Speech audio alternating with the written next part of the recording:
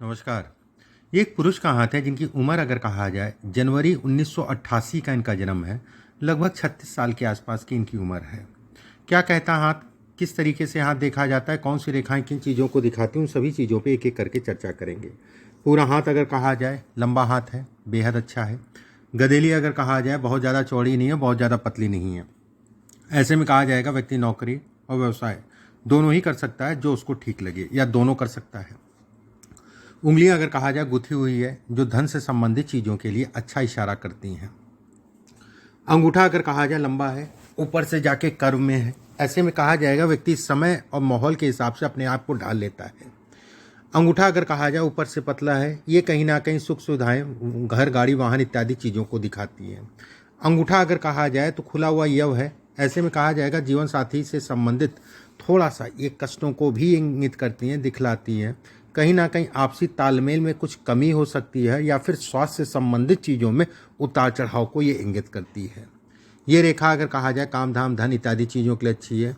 इस पे अगर देखा जाए द्वीपनुमा आकृति बन रही है और संतान की रेखा से जाके मिल रही है।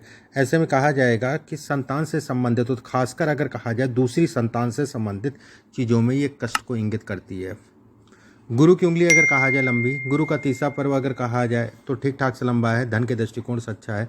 दूसरा पर्व अगर कहा जाए सामान्य है। दूसरे पर्व पे अगर ये रेखा है तो पार्टनरशिप में कार्य मत करिए, इस चीज़ का ध्यान रखिए। ये हिस्से पे ये रेखा अगर कहा जाए धन के दृष्टिकोण से अच्छी है।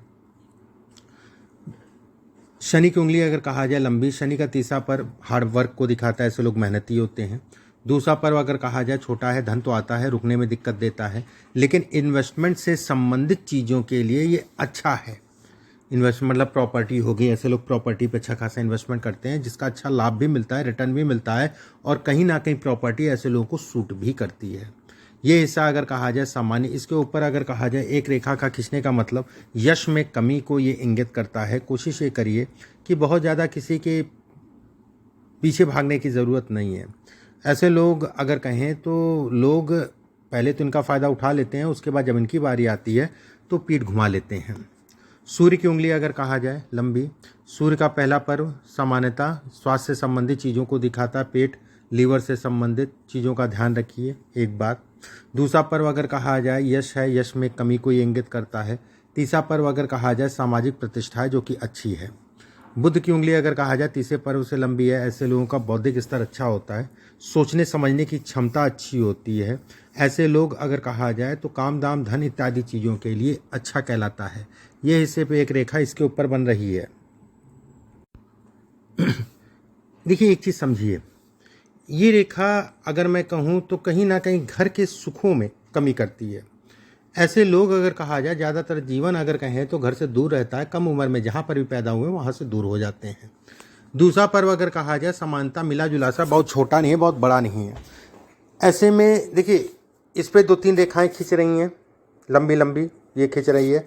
ये जीवन साथी के स्वास्थ्य से संबंधित चीज़ों में उतार चढ़ाव, थोड़ा सा वैचारिक मतभेद भी हो सकता है, उसमें भी कहीं कोई दो राय नहीं है। दूसरा ये रेखा अगर कहा जाए तो पार्टनरशिप से संबंधित चीज़ों के लिए बहुत अच्छी नहीं कहलाएंगी। सेकंड ये हिस्सा अगर कहा जाए तो मिला जुला सा, बहुत ज़्यादा छोटा नहीं है, बड़ा नहीं है। तो ऐसे में कहा जाएगा कि व्यक्ति सावधानी से कोई भी कार्य करे, सावधानी से करे, पार्टनरशिप ना करे तो ज़्यादा बेहतर है। अगर करता भी है तो बहुत ज़्यादा किसी पे ट्रस्ट करके ना चले। ये रेखा धर्म कर्म से संबंधित चीज़ों को दिखाती है। ये रेखा अगर कहा जाए व्यक्ति को धार्मिक बनाती है। इसके ऊपर एक रेखा और खिंच रही है। ऐसे में कहा जाएगा व्यक्ति कहीं ना कहीं मन से मजबूत होने को दिखाती है, लेकिन व्यक्ति के जीवन में कन्फ्यूजन्स बहुत होती हैं। ऐसे लोग अगर कहा जाए किसी की चाटुकारिता नहीं कर पाते हैं, और सबसे बड़ा फ़ायदा यही है। जीवन में सब कुछ ठीक है, जैसे चाटुकारिता अगर कहें तो अधिकारी के पीछे या बॉस के पीछे घूमना आपके लिए नुकसानदायक है। मैं ये नहीं कह रहा हूँ किसी से आप लड़िए, लेकिन ये मैं ज़रूर कहूँगा कि चाटुकारिता करके जो है आपको लाभ नहीं मिलेगा। शनि की उंगली के नीचे अगर कहा जाए सामान्य, शनि का पर्वत अगर कहा जाए ठीक ठाक सा उठा हुआ, शनि के क्षेत्र पे अगर कहें तो ये रेखा गुरु की तरफ जाना अद्भुत राजयोग है अपने आप में। एक रेखा इसके ऊपर खींचना, बुढ़ापा अच्छा जाएगा, उसमें कहीं कोई दो राय नहीं है। शनि अगर कहा जाए तो व्यक्ति के लिए जमीन प्रॉपर्टी से संबंधित चीज़ों में लाभ को दिखाता है।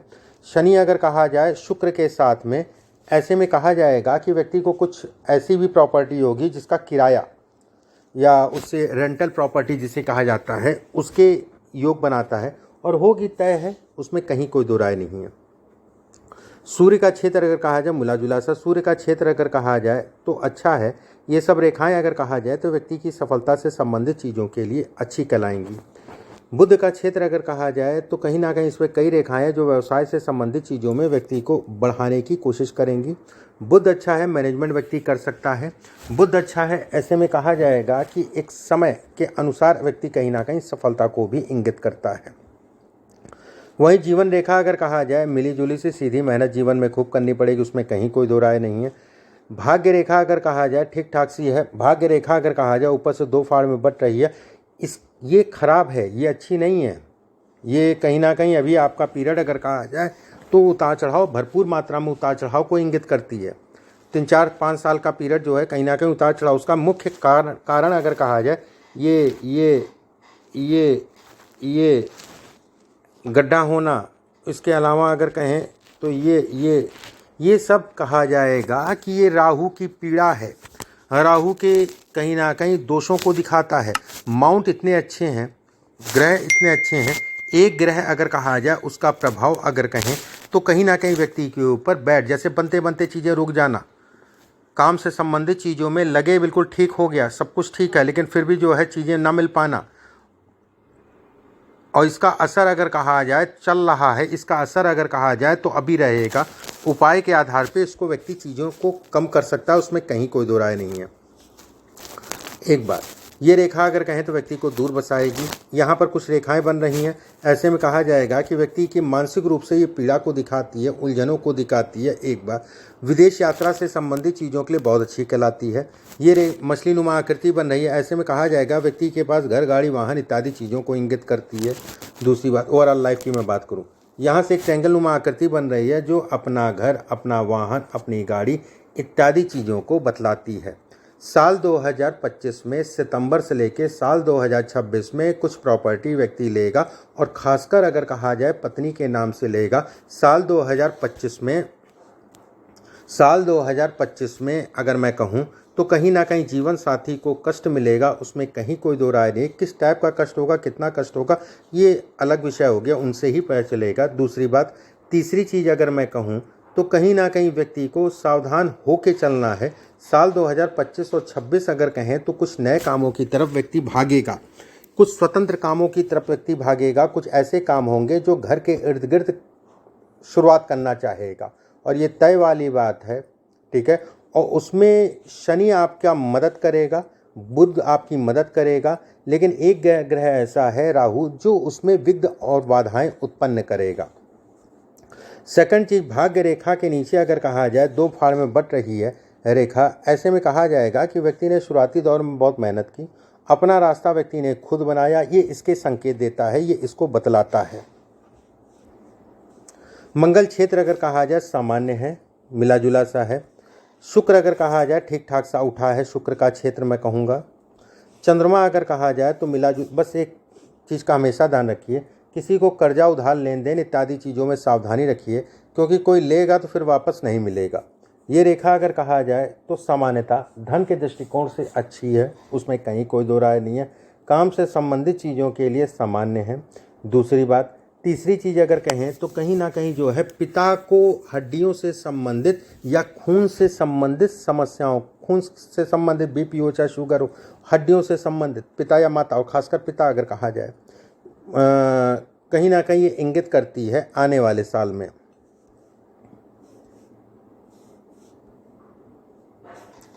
अब जैसी ये सब रेखाएं हैं, ये सब माइनस पॉइंट है, और खासकर अगर कहा जाए राहु के क्षेत्र में बन रही हैं, ऐसे में कहा जाएगा राहु की ये पीड़ा है, राहु से संबंधित चीज़ों का ये दोष है। अब आपके प्रश्नों को एक एक करके ले लेते हैं। प्रश्न आपने पूछा है, मैं शिप में काम करता हूँ, मैं अपने प्रमोशन के लिए एग्ज़ाम दे रहा हूँ, 2 बार दे चुका हूँ पर क्लियर नहीं हुआ। तो एग्ज़ाम की अगर मैं बात करूँ, ठीक है, जो आपका क्लियर नहीं हो रहा है, इसके लिए मई से समय स्टार्ट है और अक्टूबर नवंबर तक पीरियड है। इस पीरियड में आपका एग्ज़ाम क्लियर हो जाएगा, ये तय है, उसमें कहीं कोई दो राय नहीं है। अगर 1% मान लेते नहीं भी हो पाता है तो नेक्स्ट ईयर जो है फरवरी से लेके सितंबर के बीच में आपका क्लियर हो जाएगा, यही क्लियर हो जाएगा, उधर तक जाना नहीं पड़ेगा। एक बार अगर पेपर इधर है तो दूसरा प्रश्न आपने पूछा फाइनेंशियल सिचुएशन कैसी रहेगी, बिजनेस क्या चांस हैं, शेयर मार्केट में इन्वेस्टमेंट। अब शेयर मार्केट की अगर मैं बात करूं, शेयर मार्केट से संबंधित चीज़ों की बात करूं, शेयर मार्केट अगर कहा जाए बुध है बहुत अच्छा है, शेयर मार्केट अगर कहा जाए शुक्र है बहुत अच्छा है, शेयर मार्केट अगर कहा जाए शनि है बहुत अच्छा है, और चंद्रमा हर चीज़ के लिए अच्छा होना चाहिए। चंद्रमा अगर कहा जाए मन है। ऐसे में बुध के ऊपर अगर कहें तो 3 से 4 रेखाएं बनने का मतलब हो गया। अभी थोड़ा सा वेट कर लो, आप खेल सकते हो, उसमें कहीं कोई दो राय नहीं है। बस बहुत ज़्यादा लालच मत करना, नहीं तो 3 बार जीतोगे 1 बार हारोगे तो जितना जीता वो सब निकल जाएगा। बाकी अभी समय गड़बड़ नहीं है। दूसरी चीज़, शनि आपका बेहतर पोजीशन में है, जो व्यवसाय से संबंधित चीज़ों के लिए आपको आतुर करेगा। जैसे अभी व्यवसाय नहीं, अगले साल फरवरी के बाद से खूब मन जो है घूमेगा व्यवसाय के लिए, दिमाग में पूरी तरीके से व्यवसाय जो है घूमेगा। और कहीं ना कहीं यहाँ तक घूमेगा 25 और 26 में कि मैं क्यों ना मैं व्यवसाय ही केवल करूँ, नौकरी छोड़ के।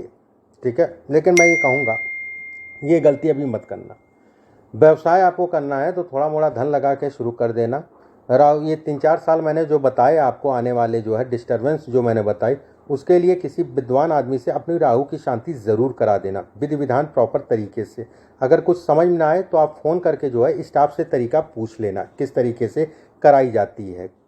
जिससे भी आप कराओगे उसको क्या तरीका आपको बताना है। सेकंड, अगर मैं इस हाथ के हिसाब से कहूँ तो व्यवसाय के लिए आपकी व्यवस्थाएं कहीं ना कहीं जो है विद रेमेडीज़ चीज़ें धीरे धीरे चलने लगेंगी। और एक चीज़ सबसे बड़ी है, जो प्रमोशन में अटकाव आ रहा है, ठीक है, ये कहीं ना कहीं मुख्यतः 99% मैं कहूँगा राहु के कारण ये विपदा दूर हो जाएगी, तो चीज़ें आपकी बढ़ जाएंगी। फैमिली लाइफ कैसी रहेगी?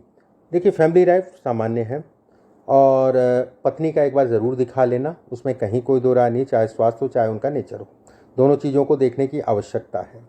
ओल्ड एज कैसी रहेगी? ओल्ड एज आपके हाथ में बहुत अच्छी है। देखिए, ओल्ड एज का मालिक शनि कहलाता है। शनि अगर कहा जाए स्पष्ट साफ रेखा है, जो कि ये दिखाती है कि व्यक्ति के लिए 55 साल की आयु, 54-55 साल की आयु से लगभग 70 साल की आयु तक व्यक्ति जो है अच्छी अवस्था में धन कमाएगा, बढ़िया अवस्था में धन कमाएगा। एक बात। इसके बाद आपने पूछा है कि धार्मिक, देखिए धार्मिकता अगर मैं कहूँ तो ये धार्मिकता है, धार्मिकता अगर कहूँ तो ये धार्मिकता है, धार्मिकता अगर मैं कहूँ तो ये धार्मिकता है।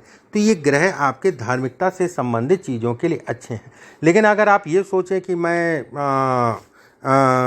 वैवाहिक जीवन छोड़ के या ये केवल मैं धार्मिक हो जाऊँ, तो ऐसा कुछ नहीं है। पूजा पाठ धार्मिक रहिए, लोगों की सेवा करिए, वो एक अलग विषय है, वो इसमें है। लेकिन अगर वो सोचेंगे तो वो नहीं है। अब जैसे ये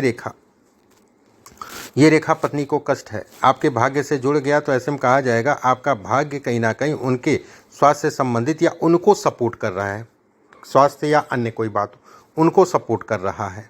ठीक है, ये कहीं ना कहीं जो है, और ये भी कहा जाता है कि आपका भाग्य उनको सपोर्ट कर रहा है लेकिन उनका भाग्य आपको सपोर्ट नहीं कर रहा है। इसके बाद वाइफ बच्चे, अब वाइफ बच्चे का भविष्य जो है 19 पैसे लेगा। जो थोड़ा मोड़ा पता लगना था मैंने बता दिया आपको पत्नी के विषय में, बाकी आपने हिसाब से चलिए। एक बात, सेकेंडली इसमें अगर देखा जाए, जैसे ये जीवन रेखा 2 फाड़ में बंटने का मतलब जो है व्यक्ति जहाँ पर पैदा हुआ उससे जाके दूर रहेगा, वहाँ पर अपना मकान इत्यादि चीज़ें भी बनाएगा, उसमें कहीं कोई दो राय नहीं है। हृदय रेखा शनि पर्वत के नीचे उतर रही है, ये भी अपने आप में राजयोग होता है, काम दाम धन इत्यादि चीज़ों में कहीं ना कहीं व्यक्ति को बढ़ाता है। सेकंड चीज़ अगर कहा जाए तो समस्याएं तो आती हैं, जैसा भी समस्याएं चलेंगी और ठीक ठाक से चलेंगी, तो उससे निकलने का रास्ता भी ये कहीं ना कहीं व्यक्ति को प्रोवाइड करता है। इसके बाद अब जैसे आपके जीवन में अगर कहा जाए बेटर या अच्छे चीज़ों की बात करें, तो कहीं ना कहीं अगर मैं कहूँ तो ठीक है, व्यवस्थाएं चलती रहेंगी। ये समय अभी उतार चढ़ाव का, उसका मैंने उपाय बताया, उसको कर लीजिएगा। साल 2027-28 में अगर कहा जाए कुछ अच्छी प्रॉपर्टी व्यक्ति लेगा, और कहीं ना कहीं कुछ ऐसी भी प्रॉपर्टी लेगा जिसका कमर्शियल यूज़ करेगा। कमर्शियल यूज़ का मतलब हो गया कि किराया हो गया या कोई ऑफिस हो गया, इससे संबंधित चीज़ों के लिए। साल 2032, 33, 34 व्यक्ति के लिए गोल्डन टाइम रहेगा। ये प्लेटफॉर्म अगर कहा जाए तो कुछ नए काम या कुछ काम से संबंधित चीज़ों में बढ़ावे को दिखाता है। बाकी आयु से संबंधित अगर मैं कहूँ तो दोष तो नहीं दिखाई दे रहा इतना ज़्यादा किसी प्रकार का, आयु पूरी है, आयु दोष नहीं है। थोड़ा सा 25 और 26 में घर परिवार में स्वास्थ्य से संबंधित चीज़ों में उतार चढ़ाव होगा, एक बात। दूसरी चीज़ ये भी कहूँगा कि 25 और 26 में वाहन गाड़ी इत्यादि चीज़ें लेने से परहेज करिएगा। अगर लेते भी हैं तो एक अच्छे मुहूर्त में लीजिएगा, मुहूर्त बिछवा लीजिएगा किसी लोकल पंडित से, उसके बाद ही लीजिएगा। बाकी जो है एक पन्ना इसमें ज़रूर पहन लीजिएगा, लगभग 6 से 7 कैरेट का, सोने में बनवा के किसी भी बुधवार के दिन सुबह के समय। और कुछ उपाय, बेसिक उपाय जो रोज़ आपको करने हैं वो मैं आपके व्हाट्सएप पे लिख के भिजवा दूंगा। अभी के लिए बस इतना ही। नमस्कार।